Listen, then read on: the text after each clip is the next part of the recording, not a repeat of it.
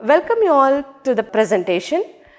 Today I am going to discuss Margaret Atwood's "This is a Photograph of Me", and it's a journey through memory, identity and perception.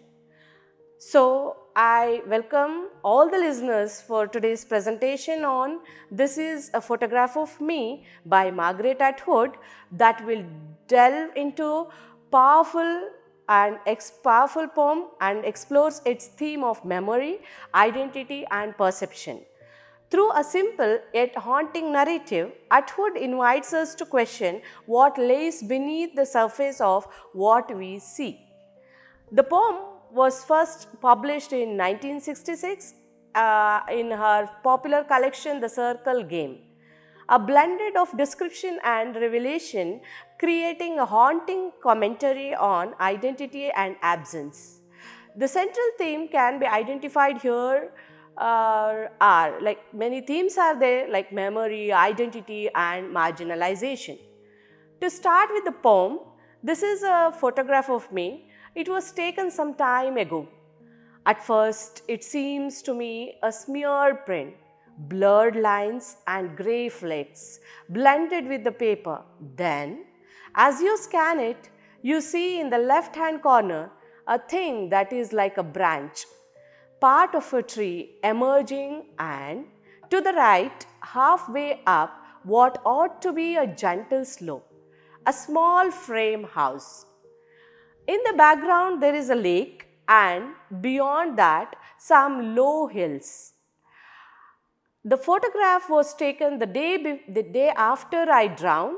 I am in the lake, in the center of the picture, just under the surface. It is difficult to say where precisely or to say how large or small I am. The effect of water on light is a distortion, but if you look long enough, eventually you will be able to see me. So, after completing the reading of the poem, let's see what happens in the poem.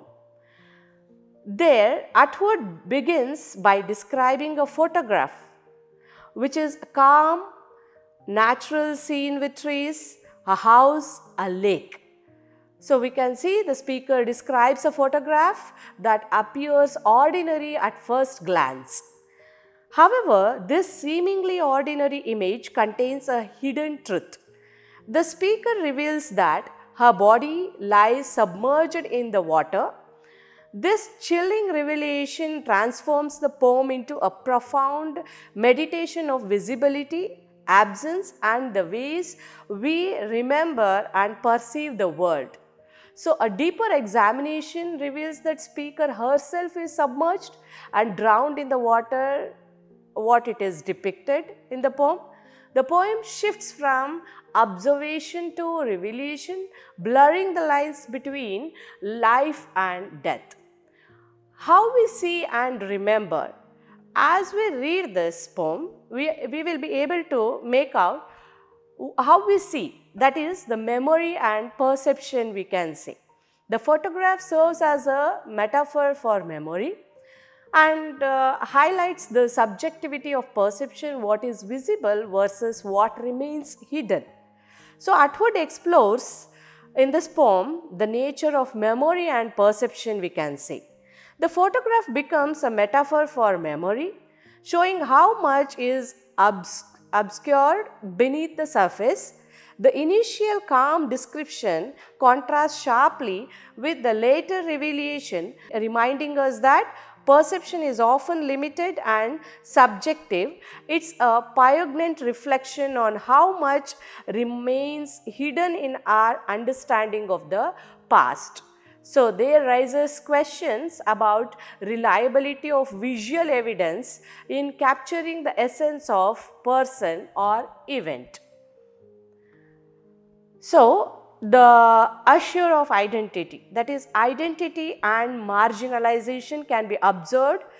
This can be considered as another theme. The first theme we can consider as memory and perception. Second theme can be identity and marginalization.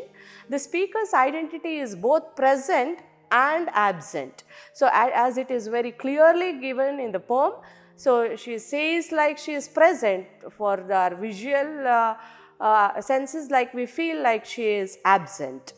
So, there it's like identity of her or the identity of speaker is paradoxical. She is the subject of photograph yet absent, drowned and submerged in the lake. This reflects how marginalized voices, especially those of women, are often erased or overshadowed in societal narratives. Atwood uses the photograph as a symbol of how identity can be fragmented, obscured or overlooked. So, the photograph becomes a symbol of how identity can be obscured by societal expectations or historical oversight. So, next can be the interaction of life and death, and even the nature which is present in the poem can be observed. The natural setting of poem is serene but conceals danger. The lake as part of photograph symbolizes nature's duality in it, its beauty and its indifference to human life. The speaker's death is entwined with the landscape, underscoring humanity's fragile existence in the face of nature's vast unconcerned power. So, it is a quiet yet profound meditation on mortality, we can say. So, there rises existential question about the relationship between humanity and the natural world. And crafting layers of meanings can be observed through poetic techniques which are used by Margaret Atwood, and their effects can be observed through imagery. We can observe how Margaret Atwood creates vivid contrasts between the visible and the hidden, and the tone that which shifts from calm of chilling mirrors and gradual revelation of truth. Then the structure is very much reflected, where we can see use of free verse mirrors the fluidity of memory and perception. And the same which is symbolized in symbolism, we can see the photograph as a metaphor for fragmented identity and hidden truth. And considering the poem in feministic aspect, the submerged identity aligns with feminist critics of how women's voices and stories are often silenced. Atwood challenges traditional perspectives, making the hidden visible through her poetic lenses. So, here I quote, "What you see is not the whole story." So, this sentence, "what you see is not the whole story," marks in such a way where Atwood forces readers to confront that the ways in which marginalized voices are ignored, making people of the society very powerful, and the feministic statement it is. In conclusion, this is a photograph of me. What Atwood tries to explain is memory, perception and identity. Through its haunting narrative, Atwood challenges us to question how much of what we see is shaped but what remains unseen.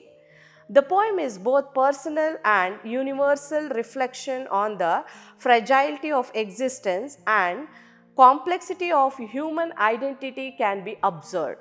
So, there is call to action that we need to reflect on how much of what we perceive is influenced by what is hidden. So, what is seen and what is not seen, and how much society has marginalized some voices.